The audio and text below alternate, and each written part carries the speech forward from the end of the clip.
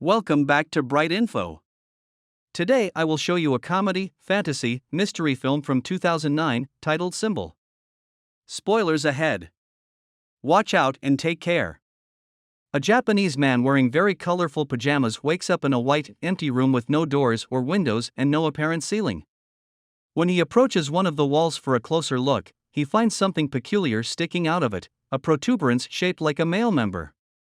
After poking it a couple of times, he presses the tip, which causes hundreds of giggling baby angels to come out of the floor and walls, staying there only for a couple of seconds before they go back the way they come. One thing they leave behind, however, now all their members are sticking out of the wall and floor.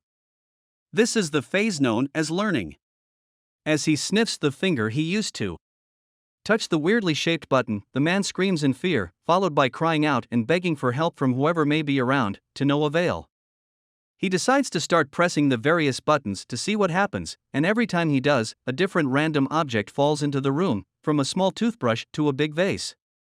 By pressing the same button again, he is given the same object, and that's how his testing of this concept on one particular button gives him a big pile of chopsticks. His amusement is short-lived, however, when he presses the button next to the chopstick one and a small cart comes out of the wall and hits him on the legs.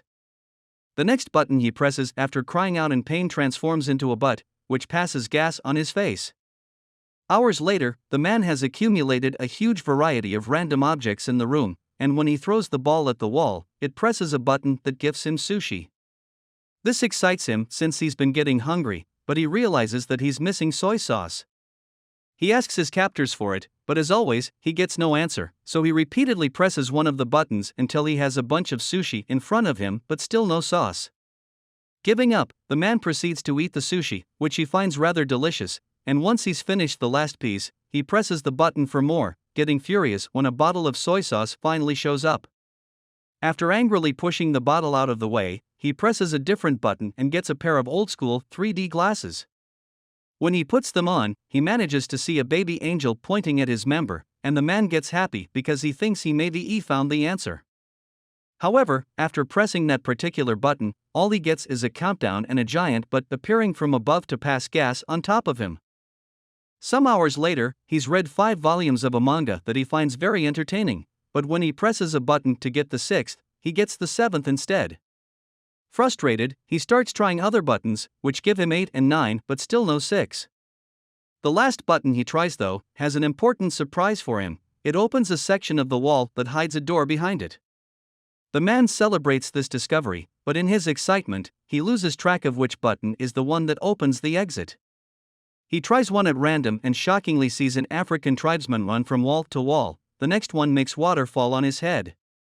The third one turns out to be the one he needs, and as soon as the wall opens, he runs to it, only to see it close on his face.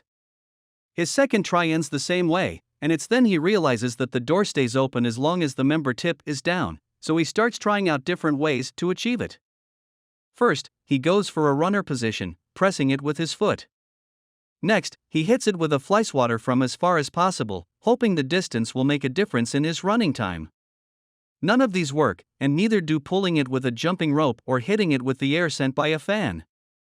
His following plan is to get on the cart and push it after pressing the button, but after a few tries, he comes to accept he simply can't control it. What he needs to do is find a way to keep the button tipped down. He puts the huge vase on top of it, but the button manages to stick back up again, so the man reaches the conclusion that he needs to fill the vase to make it heavier. First, he tries the water button, but it's pointless. No matter how hard he tries to redirect the water, it only falls on him and nowhere else. His next attempt involves filling the vase with sushi, but it becomes so heavy he can't even pick it up. The neck of the vase is also too narrow for his hand to go through, so the man has no other choice but to use chopsticks and remove a bunch of sushi piece by piece. Moments later, once he's removed enough, he manages to barely pick up the vase, so he does exactly that and takes it closer to the buttons. When he gets there, he finds himself having to put down the vase on the floor because he has lost which button it was again, and when he tries one, the African tribesman comes out and accidentally bumps into the base, causing it to crack and break in half. This sends the man over the edge, who, as he freaks out and yells nonstop, finds the right button and begins covering it with sushi. This, of course, doesn't work either, and the little member pops up among the rice. Then the man tries covering the button with tape, followed by tape plus a steel plate, but nothing works. After taking some painkillers to deal with the pain caused by the door every time it hits him on his back and a nap as well, the man wants to wash his teeth, so he presses a button to get water. It was the wrong button though, and this one reveals a rope falling from the ceiling. This instantly improves his mood because it gives him an idea for a new plan. He opens the door, then uses the rope to swing himself across the room and make it before the door closes. Sadly, when he tries to open the door behind the fake wall, he discovers it's locked. He returns to the room just in time before the door closes, although it manages to hit him on his way out anyway, and in frustration, he kicks the wall, activating one of the buttons and revealing the key floating in the middle of the room. Like it happens with the door though, it goes away when the button perks out again, so the man must find a way to keep both the key in the room and the door open. First, however, he needs to find the button again, because he got distracted and lost it. By observing more or less where his foot would have landed when he kicked the wall, he chooses a button, only to get a dog coming out of the wall to bark at him. The same happens with the next button, but luckily, the third try is successful. While keeping his eyes and a pointing hand at the button, the man walks backward and grabs a piece of sushi fish that he takes back to the wall to mark the right button with. When he presses it, however, the dog comes out again. This time he finds the button faster and proceeds with his plan. He makes the rope appear and swings on it to reach the different buttons, but it is still enough. As he falls to the floor, he sees a plunger he had gotten from one of the many buttons, and gets an idea on how to solve his little issue. He can use the plunger to touch the wall and push himself farther. After one failed attempt, the plan goes smoothly, and the combination of swinging on the rope and pushing himself with the plunger allows him to press the button key, grab the key, press the door button, and reach the door before it closes. He wastes no time and inserts the key in the lock, quickly turning it, but when he tries to open the door, he finds a nasty surprise. It also has a separate lock on the top that requires 3 numbers to open it.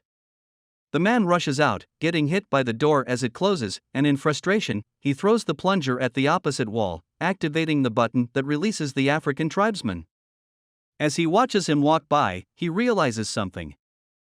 There are 3 numbers painted on his forehead, which must be the combination he needs. Since the time behind the door is limited, the man goes through the process of doing the whole swinging on the rope and jumping deal 3 times, 1 for each number to be put in. The third time, he stays there and opens the door, which is a bit stuck and he has to push extra hard to open it. When he finally manages to do so, the piece of wall behind him closes, leaving him trapped and without enough room to finish opening the door. Devastated, the man sits on the floor and starts crying, remembering all the fun he had with the objects he had gotten from the buttons.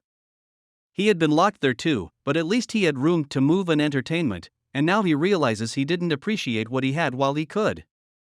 Suddenly, he feels a breeze on his face coming from the left wall.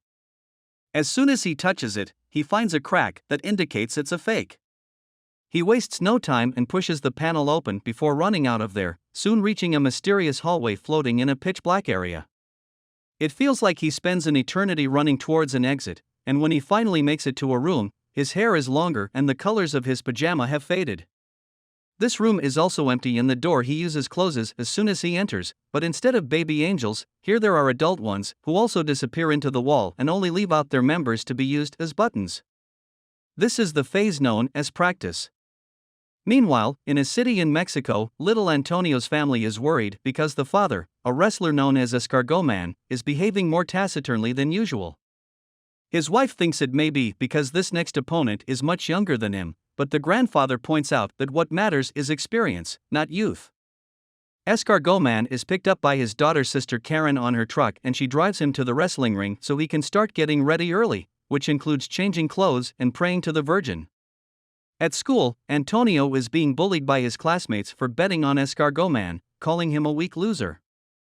As the time for the match to start approaches, Sister Karen takes her van again and picks up Antonio and their grandfather to take them to see Escargot Man in action. Karen doesn't stay though, and Antonio and his grandfather find some of the last seats for themselves right before the show begins. The first team that enters the ring are the Northern Tough Ones, formed by Super Demon and Tequila Joe. Then Escargot Man and his partner Silver Eagle come in under the team name Kiss Me A Lot. Silver Eagle is the first one to fight for his team with a brilliant beginning, but he's soon overpowered when the northern tough ones fight him together instead of one-on-one. They keep gesturing at Escargot-Man, asking him to join the fight, but he refuses to do so until Silver Eagle pulls a trick to make Super Demon and Tequila Joe hit each other, allowing him to escape. Escargot-Man is quickly overpowered as well. But just when his opponent is about to hit him with a chair, the man in the mysterious room presses a member button and causes Escargot-Man to magically extend his neck and knock out both opponents with a hit of his head. In the room, nothing happens, which calls the man's attention, so he keeps pressing the same button, causing Escargot-Man to knock out Silver Eagle, the referee, Antonio, and even the bell. Seeing no results, the man starts trying out different buttons. One causes the singer of a metal band to breathe fire above his audience during a concert in Los Angeles. The other makes a Russian magician fail his trick when he tries to make his assistant disappear, and the third one makes a man in China bark at his own dogs. The man is about to give up when he sees some light coming from above and notices that unlike the last room, here there is no ceiling and he can see the angels flying around in the distance. He decides to try something completely new this time. Instead of pressing the member buttons, he will use them to climb the walls. It works, and every time he grabs a button with his hands or steps on them with his feet, something amazing on Earth happens, from flowers blossoming to an elephant dying. The highest he goes, the more complex the effects become. It's not only nature anymore, there is also humanity in both the little and the big things, like a toaster and landing on the moon. By the time he makes it to the top, both the man's hair and beard had grown long, and he doesn't need to hold on to the wall anymore. Now he can float as well, just like the angels, and using all his experience gained from the training at the previous rooms, he embraces his role of God and begins choosing humanity's biggest hits on purpose instead of randomly pushing buttons. By the time he's done, he's surrounded by feathers instead of walls, and he enters a glowing portal that takes him to the last room. This one has the continents on its walls and a huge member button that the man is about to press. This is the phase known as future.